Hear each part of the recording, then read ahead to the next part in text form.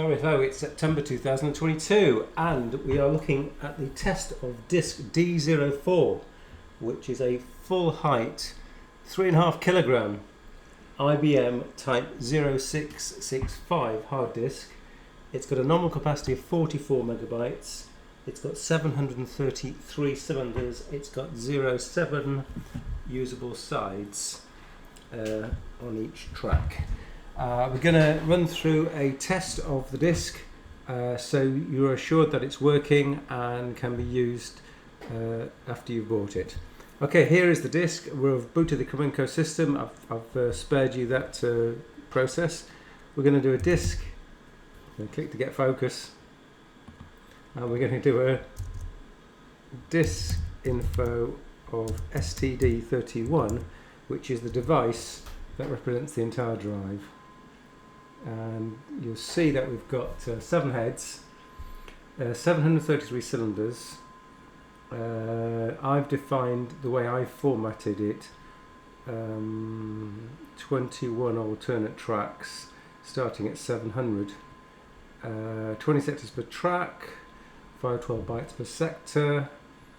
Pre-comp starts at track 300, and the starting disk of the cylinder of the disk is 0. So you'll notice there are no alternative tracks defined. As per disks of this generation, they were never normally supported. You're very lucky if you have got a totally error-free disk, and the idea was that you'd have a alternate track table stored, let's say, at the end of the disk, and you'd remap any faulty sectors or tracks to those alternate locations.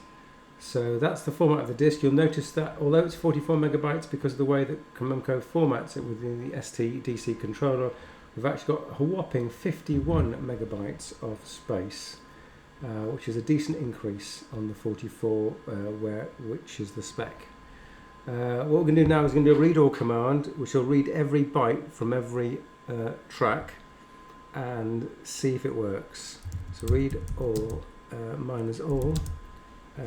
STD31, and if any of the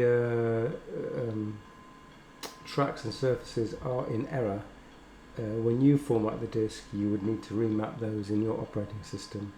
I can give you advice on Cramenco systems should you make the sale, but I can't speak for other OSs of the time. Don't forget, this is a full height MFM hard drive. It's really heavy. It's over 3 kilograms in weight. So when I post it, it's going to be expensive to post, but I will package it up very carefully. So you can see, by the way, we've got on surface 6, between 0 and 6, so on surface 6 of cylinder 68, there's a primitive read error. So I do have some Cramenco partitions listed here, and you'll see that effectively in the middle of partition 1 I have now got an error. Since there's no alternate tracks defined, one or more files on partition 1 will therefore be unreadable. I do have backups of all of these things. This disk has been with me since I bought it in 1980 something. I'm going to say 1984. Which would make it sort of 15, 20, it's looking at for 40 years old. Okay, we've got the second primitive read error, so it looks to me like at the moment we've got 2. I think there are only 2 on this drive. I did another test with the Guesswine emulator, and it also spotted the same 2 primitive read errors.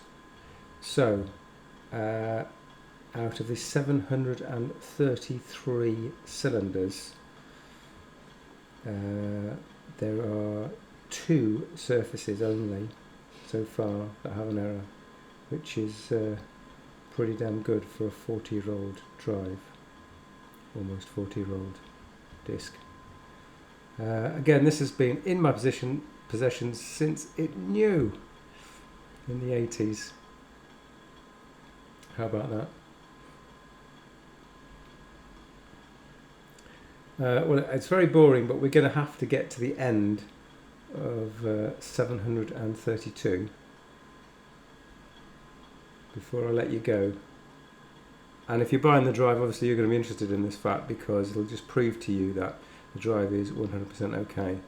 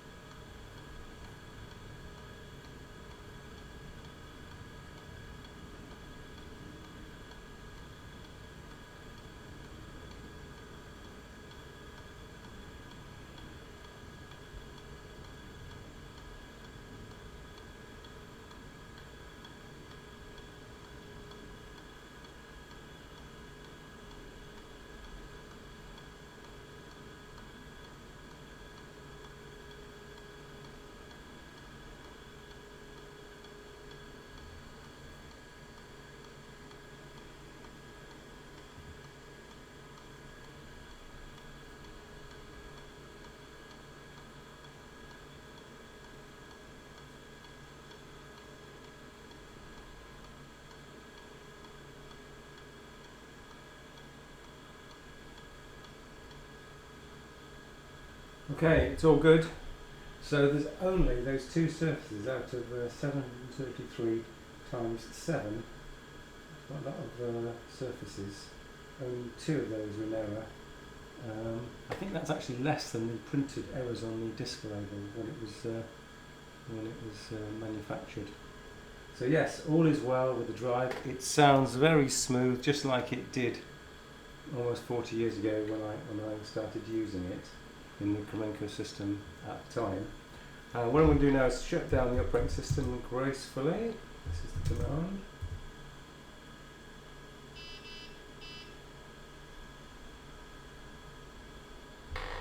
Okay, it's done. And then I'm going to switch off the Kremenko system, and then I'm going to power off the drive so you can hear the power off. And then I'm going to power it on again so you can hear the power on. Okay, Kremenko system's off. And power down in 3, 2, 1.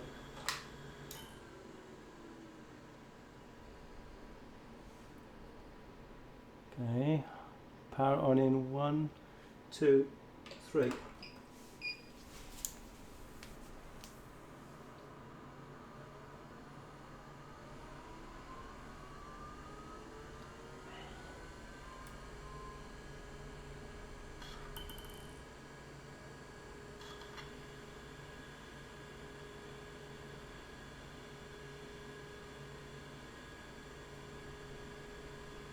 So that's the power on. I think you'll agree it sounds pretty good. I'll just power it off finally.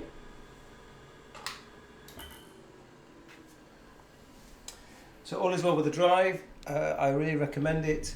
The only thing I'd say about these drives is they take quite a lot of power and they run quite hot, so you need to have it in a ventilated cabinet or a suitable chassis that will keep the drive cool. Okay, Dari, thanks for watching, and I hope to see you again. Bye.